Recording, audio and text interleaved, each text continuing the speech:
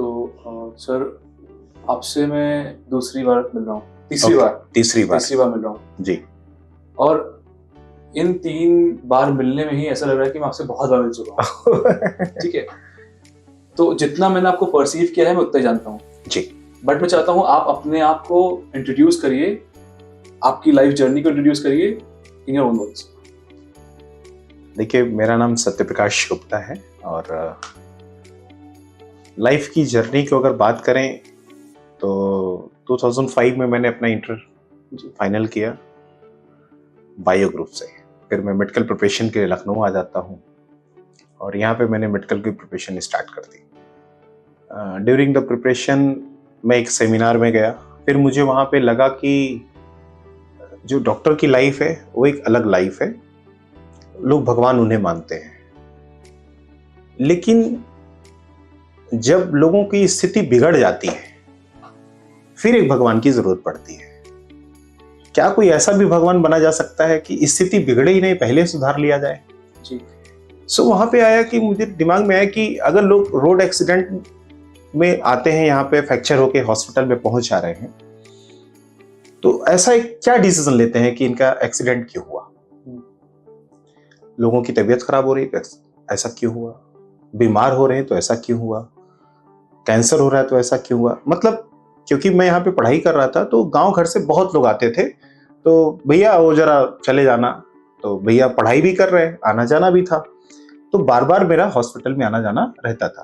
2006 में मेरी सिस्टर खुद एडमिट हो गई पीजीआई में, है ना। तो 5 दिन हमें रहने का वहाँ पे मौका मिला और हमारे एक मामा जी हैं, वो तांत्रिक हैं, तो उन्होंने ये बताया था कि फलानी रात आखिरी रात होगी, अगर उस दिन तक ये बच गई तो बच गई, बचा ले गए तो ठीक है, अगर वो रात क्रॉस हो गई तब तो रहेंगी वरना नहीं रहेंगी। तो 5 दिन हम मतलब ये जानते थे कि 5वीं रात आखिरी रात है, 5 दिन बाद मेरी दीदी इस धरती पे नहीं रहेगी। तो अब एक जो इमोशन था ना वहां पे बहुत ही अलग था, किसी भी चीज का ऑब्जर्वेशन बहुत अलग था, ऑब्जर्व कर रहे थे, हर चीज को बड़े माइन्यूटली देख रहे थे। फिर बात आई नहीं, अगर कुछ इस तरीके से कर दिया जाए, लोगों की लाइफ में ऐसा इंपैक्ट डाला जाए कि उनके लाइफ में ऐसे चैलेंजेस ही ना आए, लोग बीमार होकर हॉस्पिटल ना जाए। तो एक डॉक्टर वो है जो बीमार होने के बाद बचा रहा है, मैं एक ऐसा डॉक्टर बनना चाहता हूं कि जो लोगों को यहां तक आने नहीं दूंगा। ये जो थॉट आया वहां पे, सो मैंने अपने अंदर एक चेंज पाया और बहुत सारी चीजें सेमिनार में भी जाके मैंने देखा कि एमवे कंपनी का मैंने एक सेमिनार देखा, तो वहां भी लोग पैसे कमाने के लिए गए थे और बाकी सारी चीजें, तो 750 लोगों की भीड़ में 150 से ज्यादा डॉक्टर्स थे। मैंने कहा कि मैं डॉक्टर बनना चाहता हूं और ये डॉक्टर बनने के बाद इस सेमिनार में क्या कर रहे हैं, इसका मतलब वो डॉक्टर बन के खुश नहीं है। सो मुझे लगा कि ये कुछ और तलाश रहे हैं। तो ऐसा नहीं कि मैं 5 साल अभी प्रिपरेशन करूं फिर डॉक्टर बनूं, फिर डॉक्टर होने के बाद फिर मैं इस हॉल में आके बैठूं। ध्यान से मैं उस हॉल में बैठ गया। प्रोफेसर राजवीर सिंह जी का डायमंड की प्रमोशन सेरेमनी थी, एशिया से कमालजीत सिंह साहब आए थे, मैं स्टेज पे बिल्कुल आगे खड़ा था। उन्होंने कहा कि 2 लोग स्टेज पे आ जाए, तो मैं दौड़ा इतना तेजी से कि मेरे पास पेन थी, वो छटक के गिर गई, लेकिन मैं पेन उठाने नहीं गया। मैंने कहा 2 ही लोग बुलाएं, हो सकता मैं कट जाऊं, स्टेज पे चला गया।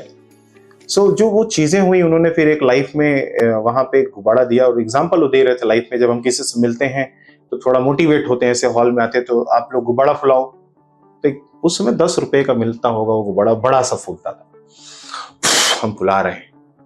एग्जाम्पल सेट करते करते करते करते जब ऐसे बड़े हॉल में आ जाते हैं तो खूब ज्यादा मोटिवेटेड हो जाते हैं, गुब्बारा फुलाओ उन्होंने बोला, उसके बाद बंद करने के लिए बोला ही नहीं। तो हम फुलाते गए, इतनी हवा भरी वो गुब्बारा ही फूट गया। बचपन से एक मोटिवेशन था अंदर, एक आग थी, ऐसे परिवार में पले बड़े हैं, एक संस्कार था। तो लाइफ में ना हमेशा चीजों को ऑब्जर्व करते थे। क्लास 8, 9, 10th में बाहर रह के पढ़ा हूँ, तो समाज में बचपन ना हमने अपने आसपास बाहर रह के बिताया, तो बहुत सारी चीजें ना बचपन से देने की, जो देखने की, समझने की एक बात थी ना, वो अंदर थी। सो इस वजह से मैंने कहा कि मैं लोगों के थॉट पे काम करूंगा कि ऐसी गलतियां ही लोग ना करें। सो वहां पे एक बात आई कि मैं एक नजरिया पुरुष बनूंगा। क्यों? क्योंकि जो भी लोग गलतियां करते हैं वो सबसे पहले यहां करते हैं, आप बीमार बाद में होते हैं, बीमार की आदत पहले यहाँ डालते हैं।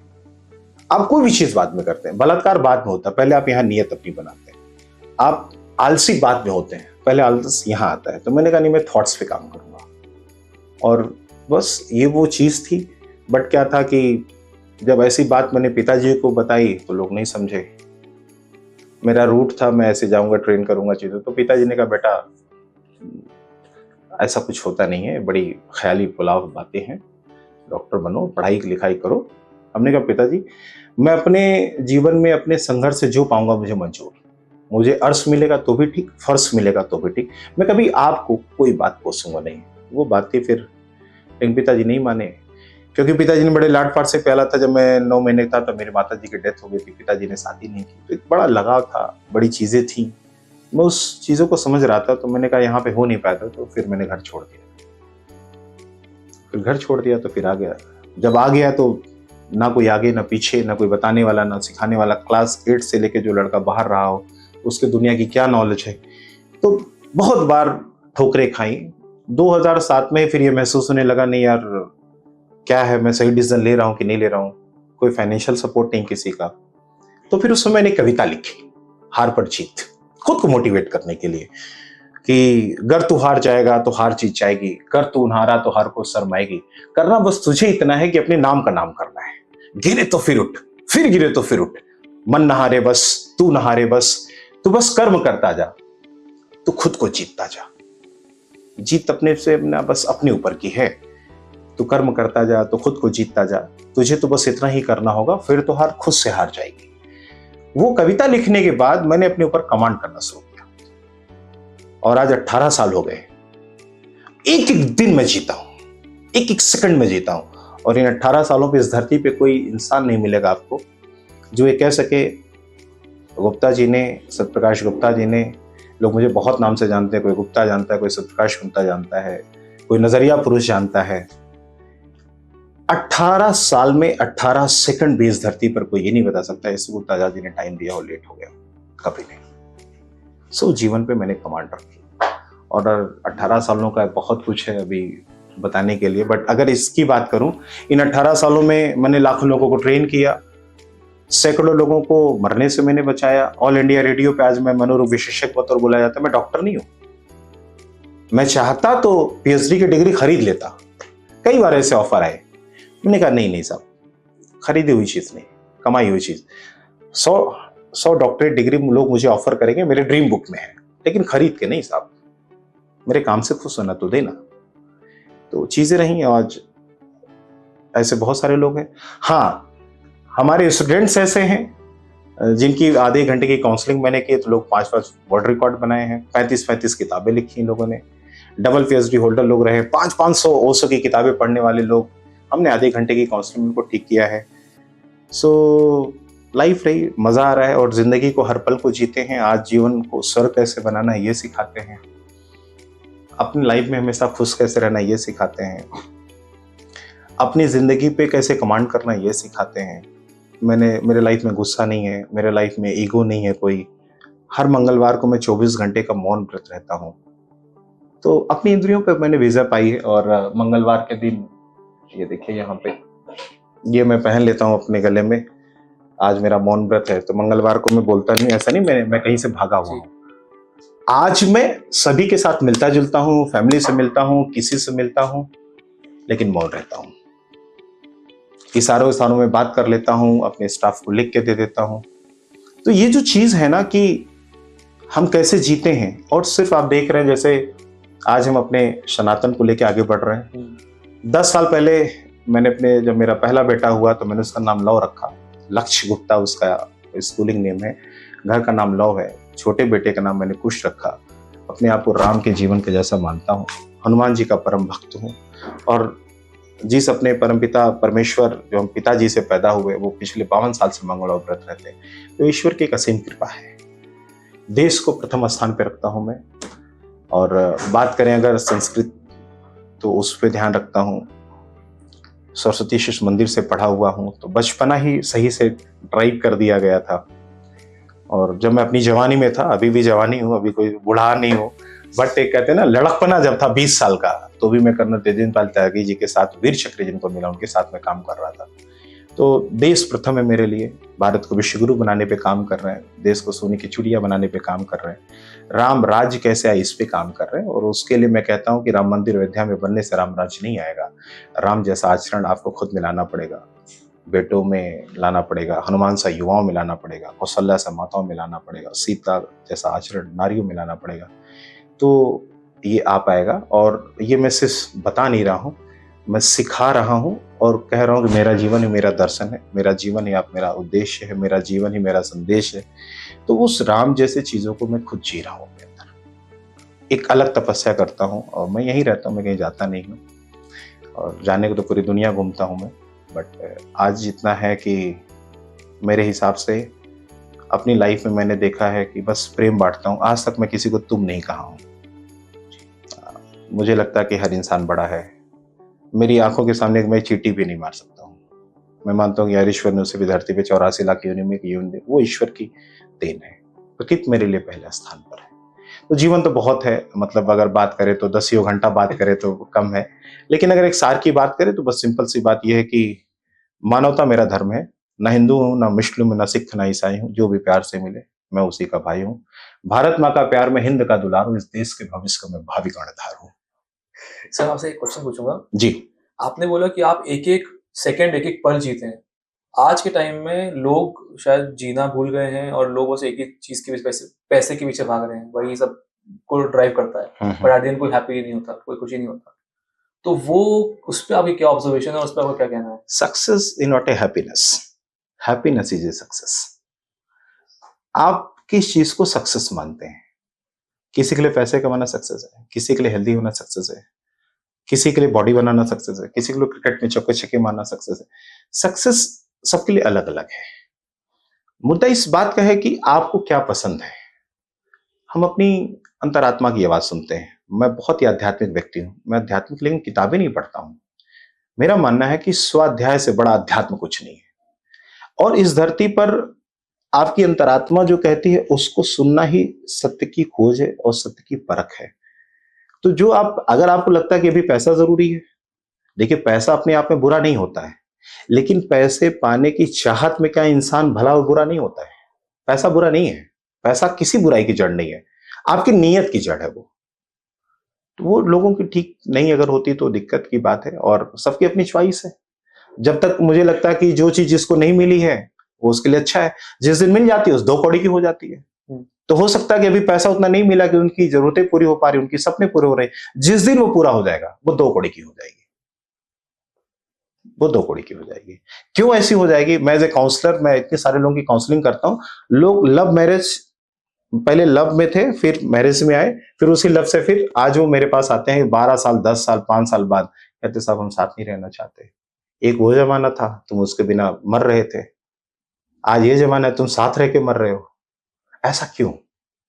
नीड पूरी हो गई। तो पैसा हो या कोई भी चीज हो, इस धरती पर सिर्फ पैसा ही नहीं, हर चीज जिस दिन ज्यादा मिल जाएगी उस दिन आपके लिए खराब हो जाएगी। लेकिन अब लोगों की चॉइस क्या है, लोगों को चाहना क्या है, ये उनके थॉट, यही तो नजरिया है, यही तो ठीक करना है। सर एक क्वेश्चन पूछूंगा आपसे, आपको क्या मोटिवेट करता है? लोगों की खुशी, लोगों के चेहरे पे खुशी, बस लोग दूसरे से प्रेम करें, लोग हैप्पी रहें।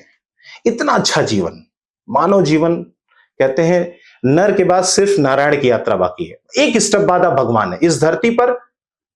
मतलब बहुत सारे ऐसे इंसान है जो अब भगवान बन गए। श्री रामचंद्र जी इंसान के रूप में भगवान बन गए। हम कहते हैं कि आप डॉक्टर भीमराव अम्बेडकर को लीजिए, कितने लोग भगवान मानते हैं। बहुत सारे लोग ऐसे हैं, ओशो जी को कितने लोग भगवान मानते हैं, सचिन जी को क्रिकेट के लोग भगवान मानते हैं। तो आदमी के साथ में ना, हमें जो मोटिवेट करता है, किसी के काम जो आए उसे इंसान कहते हैं, जो ज्यादा काम आ जाए उसे भगवान कहते हैं। मैं उस हर व्यक्ति की इस धरती पे मदद करता हूं जो अपना काम बड़ी ईमानदारी से करता है, वो मुझे बहुत प्रिय है। और इसीलिए से मैं अपने आप से प्रिय, मतलब प्रेम करता हूं। मैं अपना काम ईमानदारी से करता हूं, मुझे झूठ नहीं पसंद है। आपके सामने अभी देखिए एक बंदा बैठा हुआ था ना, इसने गलत बोल के मुझे फोन पे का डब्बा दिया, मैंने वापस कर दिया। मेरा नफा नुकसान नहीं पसंद है, मुझे बस ये पसंद है तुम्हारी नीयत अगर ठीक नहीं है, आउट। जैसे ईश्वर भाव देखते हैं ना, कितनी भाषाएं बोली जाती हैं हमारे यहाँ, कोस कोस पे बदले पानी, 3 कोस पे बदले पानी, बोला जाता है ना। कितनी भाषाएं हैं इस धरती पर, 22 भाषाएं तो वैसे भी भारत में रजिस्टर्ड है, मलयालम है ना, बहुत सारी चीजें। पूरे विश्व में कितनी होंगी? ये तो आपकी भाषाएं होंगी। बाकी जो 84 लाख योनियां आई उनकी भाषाएं कितनी होंगी? लेकिन ईश्वर तो सबकी सुन रहा है। उसके पास कौन सा ट्रांसलेटर है? सिर्फ भाव का, सिर्फ आस्था का। अगर जो इंसान आस्थावान होकर काम कर रहा है, मैं उसे पसंद करता हूं और मैं अपनी आस्था से मोटिवेट होता हूं। यहां दिल देखिए मैंने लगा रखा है, दिल से अगर कोई काम कर रहा है वो कभी गलत नहीं हो सकता। आर्मी दिल से है साहब। देश के लिए जो फांसी पे चढ़े वो दिमाग से नहीं चढ़े थे, दिल से चढ़े थे। तो बस मैं दिल से काम करता हूँ, यही मुझे मोटिवेट करता है। मेरा जो दिल करता है मैं वही करता हूँ। आजाद मेरा तखल्लुस, इसीलिए मैं आजाद हूँ पूरी तरीके से। सर यही मैं एक चीज पूछूंगा, जैसे आपने सच्चाई ट्रुथ की बात करी, आजकल लोग क्या करते हैं, कुछ भी करते हैं, झूठ बोल के साइड हो जाते हैं। बस वो चीजों को फेस नहीं करना चाहते हैं, वो अपनी शॉर्टकमिंग्स को फेस नहीं करना चाहते हैं। वो सोचते हैं बस इससे किसी से बच जाएं। एक को क्या बोलते हैं, झूठ बोल के कुछ फंसाया, अब इसको उससे बचा के किसी और के ऊपर चढ़ते हैं। ऐसे वो लोग ग्रो होते हैं। तो इसमें क्या बोलेंगे? इसको ग्रोथ नहीं कहते हैं। जो लोग भी इस तरीके से आते हैं, आप उनकी लाइफ में खुशियां नहीं देख सकते हैं। स्लीप वेल का गद्दा 70,000 रुपए लेने के बाद भी लोगों को नींद नहीं आती साहब। नींद की गोलियां लोग खा रहे हैं और मैं आपके सामने यहीं पे एक दरी पे सोता हूं और सबसे बड़ी बात, 1 मिनट मुझे नहीं लगता नींद आने में। ये आपको लग रहा है वो सक्सेस है, उनके पास सफलता कभी नहीं भाई साहब। उनकी बीवी उनसे खुश नहीं होगी, उनके बच्चे उनसे खुश नहीं होंगे, उनका समाज उनसे खुश नहीं होगा, उनके रिश्तेदार उनसे खुश नहीं होंगे। वो 4 आदमी के सामने अकेले चल नहीं सकते, अकेले कहीं घूमने टहलने नहीं जा सकते। हर बात का डर है, तिल तिल क्यों मर रहे हैं। किस बात की खुशी है, किस बात की सक्सेस है? ये ऊपर का दिखावा है साहब, सिर्फ अंदर से खुश नहीं है। सबसे ज्यादा बीमार वो लोग हैं, इसीलिए बड़े बड़े हॉस्पिटल्स में बड़े बड़े लोग हैं। जितने बड़े बन रहे हैं लोग, 99% वो गलत तरीके से बन रहे हैं। इसीलिए हर अमीर आदमी जाते समय गरीब हो जा रहा है। और मैं कह रहा हूं 78% लोग हॉस्पिटल में गरीब होके तब घर आते हैं और गरीब होके हॉस्पिटल की वजह से मर जाते हैं। सारी बीमारियां घेर लेती हैं उनको। सर फैमिली कितनी इंपॉर्टेंट है? First priority. इस धरती पर 2 लोग आपसे अनकंडीशनल प्रेम करते हैं, जिनसे आप आए हैं और जिनको आप लाए हैं। जिनसे आप आए हैं आपके माता पिता, जिनको आप लाए हैं जिनके आप हैं माता पिता, अनकंडीशनल लव है। आप हमारे साथ में बहुत सारे लोग हैं, बहुत सारे बार फोन आता है, अगर फैमिली का फोन है, मैं फैमिली फर्स्ट। क्योंकि ऐसा है, मैं ऐसे नहीं कह रहा हूं, 2000 से ज्यादा लोगों पर रिसर्च करके ये देखा गया है कि जब लोग हॉस्पिटल्स में होते हैं, जब कुछ नहीं उनके पास जीवन में बचता है, तो उनसे पूछा गया कि आपको क्या पसंद है, क्या लगता है लाइफ में आपने क्या लैक किया? फैमिली को टाइम नहीं दिया यार, जब देना तो नहीं दिया टाइम। फैमिली फर्स्ट है, क्योंकि इस धरती पर आपकी उस फैमिली के अलावा कौन साथ आएगा? कभी आप समस्या में खड़े हो, आपके पास फॉलोअर हो 50 लाख, 1 करोड़ फॉलोअर्स हो, मिलियन में फॉलोअर्स हो, फेसबुक पे आपके मिलियंस के फ्रेंड्स हो, कौन काम आता है सही में? आप बताइए। परिवार काम आता है। तो सबसे पहले अपने परिवार पे ध्यान दीजिए। माता पिता, आज मैं माता पिता की सेवा करता हूं। मेरी सुहागरात भी जिस दिन थी ना, मैंने बिना पिता के पैर दबाए सोने नहीं गया था। मैं आज भी मैं पिता के पैर दबाने के बाद सोने जाता हूँ। मैं उनसे बातचीत करता हूँ। पिताजी की फोटो देखिए सामने लगी हुई, मेरे भगवान परम पूज्य पिताश्री लिखे हुए हैं। तो मंदिर में वो भी है, जिंदा है साहब, मरे हुए नहीं है। ये तिरामी पे लटकी हुई फोटो नहीं है साहब, जिंदा है। ईश्वर वो भगवान है जो आपको दिखाई नहीं देते हैं, पिता वो ईश्वर है जो आपके सामने साक्षात दिखाई देते हैं। और कहते हैं कि पिता का आशीषों को तो ईश्वर भी काट नहीं सकता। और पत्नी का सम्मान इसलिए भी जरूरी है क्योंकि अर्धांगिनी कहा जाता है। ईश्वर आप में जो कमी होती है वो पत्नी में पूरी करके ईश्वर आपको पूरा करता है। मैं इसीलिए कहता भी हूं कि 1 + 1 = 2 होता है मैथ में, 1 + 1 = 11 होता है बिजनेस में, 1 + 1 = 1 होता है वैवाहिक जीवन में। एक और एक मिलकर अर्धांगिनी होकर फिर एक होते हैं। पूजा अधूरी रह जाती बिना उसके, अगर आप साथ करते हैं। 1 + 1 = 0, शून्य अध्यात्म में, आत्मा परमात्मा शून्य। 1 + 1 = इनफाइनाइट थॉट्स में। एक थॉट मिला, दूसरा थॉट मिला, एक नई चीज क्रिएट हुई, इनफाइनाइट। तो है, आप जिसको आप प्रायोरिटी देते हैं, तो मुझे लगता है कि फैमिली फर्स्ट होनी चाहिए। सर एक लास्ट क्वेश्चन पूछूंगा आपसे मैं। जी। अगर आपका आज लास्ट डे हो तो आप क्या करना चाहेंगे? First priority. सबसे पहली चीज मैं तुरंत, जो मैं हमेशा करता हूं, ये आज आप नहीं पूछ रहे हैं, मेरे आप बच्चों से पूछ सकते हैं, मेरी पत्नी से, श्री से पूछ सकते हैं, मैं रात में सोता हूं ना तो इससे ज्यादा सज धज के सोता हूं। बाल झाड़ूंगा, अच्छे से मैं फेस वॉश करूंगा, स्प्रे लगाऊंगा, और जब लेटूंगा, जब मैं सफेद चादर पे सोता हूं, सफेद चादर ओढ़ के भी सोता हूं, कफन पे ओढ़ के सोता हूं कि आज मुझे जो करना था मैंने कर लिया, ईश्वर आज उठा ले तो कोई बड़ी बात नहीं है।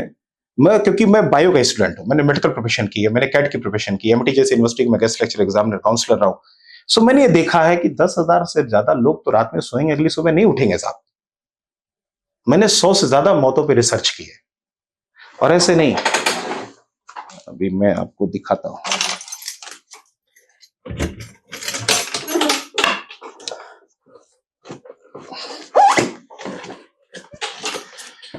ये देखें, आप देख रहे हैं किस वजह से कौन मरा है, ये 100 मौतों से ज्यादा की रिसर्च पेपर कटिंग है। ठीक है, क्यों लोग मरते हैं, किन गलतियों की वजह से लोग मरते हैं?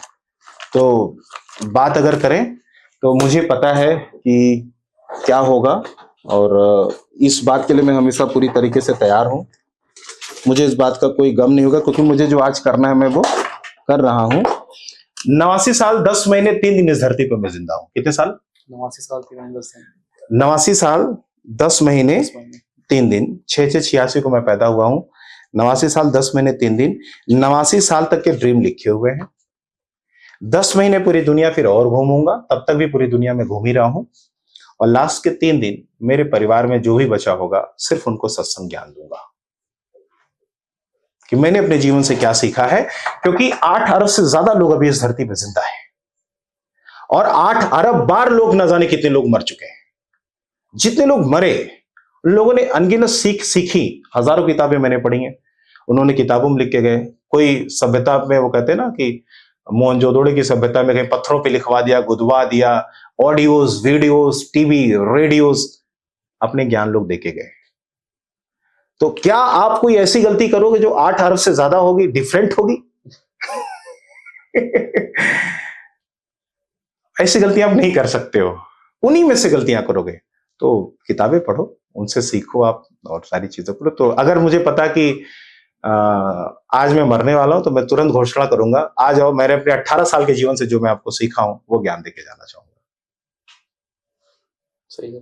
बाकी किसी और से कोई क्वेश्चन पूछना चाहे? जो आजकल की युवा है, हाँ, डिप्रेशन में जा रही है, आज क्या कहना होगा आपका? आजकल की युवा डिप्रेशन में जा रही है। ओके, देखिए, सबसे बड़ी चीज है ना, कर्मण्येवाधिकारस्ते मां फलेषु कदाचन। आजकल की युवा से मैं सवाल पूछता हूं, क्या आप ईमानदारी के साथ 100% अपना काम कर रहे हैं? कामचोर युवा है, आलसी युवा है, उसमें वो जवानी, वो रवानी है ही नहीं। कहते जिस ओर जवानी चलती उस ओर जमाना चलता है। अगर आप मेहनती हैं, इस धरती पर लोग आपको ढूंढ रहे हैं, खोजेंगे भाई साहब। आपकी मुंह मांगी कीमत नहीं, मुंह की मांगी से कीमत से ज्यादा लोग आपको कीमत देने को तैयार है। सोनू सूद जी ने कितने लोगों की मदद कर दी। आप अच्छे से मदद करिए, अच्छे से काम करिए, महिंद्रा जी आपको मदद कर देंगे। आप अच्छे से काम। जो लोग मेहनती नहीं है वो बेरोजगार है, और जो मेहनती है बिना डिग्री के, भाई साहब, उसके पास रोजगार है। तो वो जो लोग डिप्रेशन में हैं, एक्चुअली डिप्रेशन में इसलिए हैं, वो अपने आप को हैंडसम मानते हैं, लेकिन अपना जरा सा भी हैंडसम में नहीं लगाते हैं। वो मेहनती नहीं है, वो उस तरीके से डिप्रेशन में इंसान जा ही नहीं सकता अगर वो अच्छे से काम किया है। मैं कहता हूं, मैं रात को सब आजाद, तुम्हें जो करना था तुमने कर लिया, ईश्वर देना देगा, नहीं देना तो नहीं देगा, क्या दिक्कत है यार। खाली हाथ आए, खाली हाथ चले जाएंगे, कुछ लेके कोई जाएगा? 27 ड्रीम में से मेरा आखिरी ड्रीम है, लोग मुझे दानी कहें और ज्ञानी कहें। हजारों लाखों करोड़ बनाऊंगा इस धरती पर।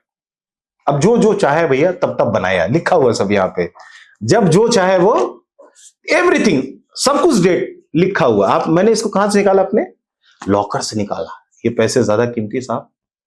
मैं लोगों को बताता हूं कि आपकी किस्मत में जो लिखा है, और किस्मत में ये नहीं लिखा है कि क्या होगा, किस्मत में ये लिखा कि जो लिख ले वही हो जाएगा। किस्मत आपके हाथ में साहब। कर्मण्येवाधिकारस्ते अगर कहा गया ना, तो इसका मतलब किस्मत आपके हाथ में। अब बहुत सारी रेखाएं, अभी तो हमारी आपकी बात हो रही थी कि बहुत सारी रेखाएं तो मैंने अपने हाथ में बनाई हैं साहब। मेहनत अपने हाथ में, इसका कोई सानी नहीं जी। और कोई सवाल? आपका कोई सवाल? मेरा एक सवाल है। हाँ हाँ, आपका सवाल। नहीं भाई साहब, आप आपने स्टार्टिंग में बोला कि हमारा जो है जय श्री राम पे है। हाँ। तो जैसे आज का युग हम लोग कहते हैं कि कलयुग चल रहा है जी। इस समय, मतलब जैसे अलग अलग युग आए हैं, अलग अलग युगों के हिसाब से जो है भगवान ने जन्म दिया था। तो अब का जो है जो जन्म होगा वो कल्कि का जन्म होगा।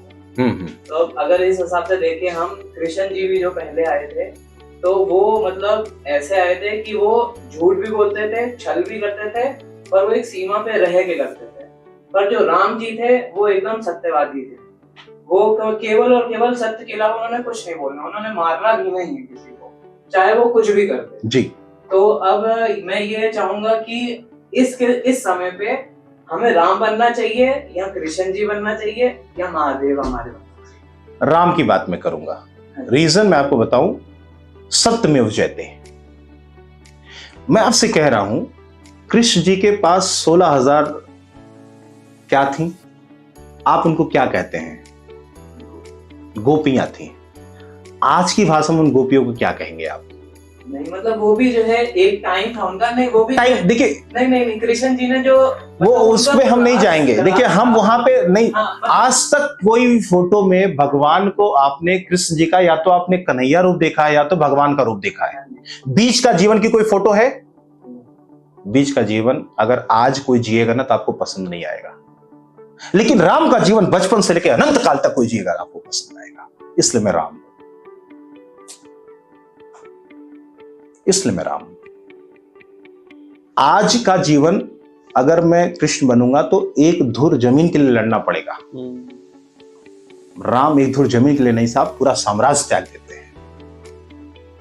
त्याग है, राम त्याग है, राम प्रेम है, राम टीम है, राम हनुमान के साथ हैं। पूरे विश्व में, पूरे सनातन धर्म में, हमारे किसी भी चीज में देखे, पूरे ब्रह्मांड में हनुमान जी यहां देखे रखे हुए हैं। इनके जैसी कोई छवि नहीं है जो हमेशा सफल रही हो। सदा सफल हनुमान कहा जाता है। मैं युवाओं को कहता हूं, सदा सफल बनो यार, स्थिति परिस्थिति कोई हो। जरूरत पड़ने पे तुम इतने सूक्ष्म बन जाओ कि मुंह से जाओ और कान से निकल आओ, और बनना पड़े विकराल तो पूरा सूर्य को निकल जाओ। हनुमान बनो अपने जीवन में, ठीक है ना? हम कहते हैं, देखिए हमारे पास यहां राम भी है। मैं राम के जीवन को समर्पित हूं, कृष्ण के जीवन को नहीं। कृष्ण का जीवन मुझे खुद नहीं पसंद है। उस समय रहा होगा। मैं बुद्ध जी को पसंद करता हूं। इन्होंने एक लाइन कही, आप किसी नदी में दोबारा कदम नहीं रख सकते हैं। मैं 1.5 महीने सोचते रहा साहब, एक नदी में दोबारा कदम क्यों नहीं रख सकते? पता नहीं, पानी बदलता रहता है।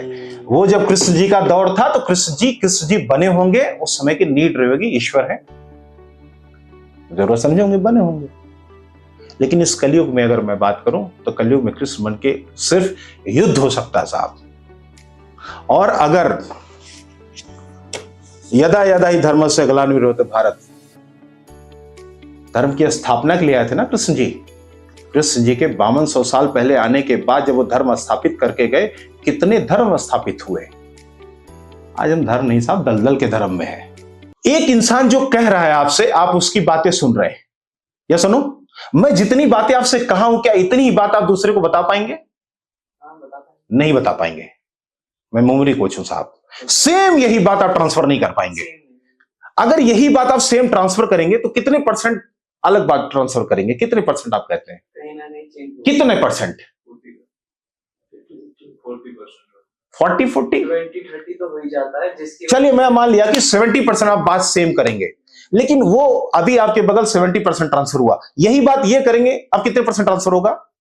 उसका 70 एग्जैक्टली उसमें अगर ये बनिया तो अपनी बात लगा देंगे, ठाकुर है तो अपनी बात लगा देंगे, पंडित है तो अपनी बात लगा देंगे, आपने मेष से जलते तो अपनी बात लगा देंगे, मुझसे प्रेम करते तो अपनी बात लगा देंगे। ये इनको कहे, ये इनको कहे। 5200 साल में 52,000 बार लोगों ने एक दूसरे से कही, तो ये गीता जो है वो गीता नहीं जो कृष्ण के समय की गीता थी। ये है ओरिजिनलिटी। ओरिजिनलिटी कुछ और थी। हम इस धरती पर जब हमारा देश आजाद हुआ ना, तो शुरुआत की आजादी के बाद 72-73 का आप देखेंगे तो सारे मुस्लिम लोग हमारे शिक्षा मंत्री बने हैं। और किस तरीके से सनातन को रौदा गया, चीजें किया गया, क्या परिवर्तन किया गया, क्या कहानियां डाली गई, कितनी कहानियां हटा दी गई। कभी आप ध्यान से पढ़ें। मैं तो हर मंगलवार मौन व्रत रहता हूं, तो मैं तो 24 घंटा सिर्फ उस समय अध्ययन ही करता हूं, आत्माध्ययन करता हूं। तो अपने अपने फायदे के लिए लोगों ने सब अपनी अपनी बातें की हैं। आपके फायदे की क्या बात है? मेरी फायदे के लिए केवल इंसानियत की बात। यस, मानवता से बड़ा कोई धर्म नहीं है।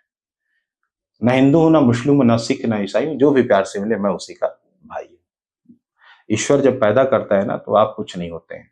इसके बाद हम आप तो उसे तुरंत जैसे नाम देते हैं, वो हिंदू, यज्ञोपवीत पहनाया, कपड़े पहनाया, बातें बड़ी हैं साहब। अंतरात्मा आपकी क्या कहती, बस उसकी सुनिए, दुनिया की छोड़ दीजिए, क्योंकि हर आदमी अपनी अपनी सुन रहा, अपनी ढपली अपना राग। जी, और कोई सवाल? ठीक है सर, थैंक यू।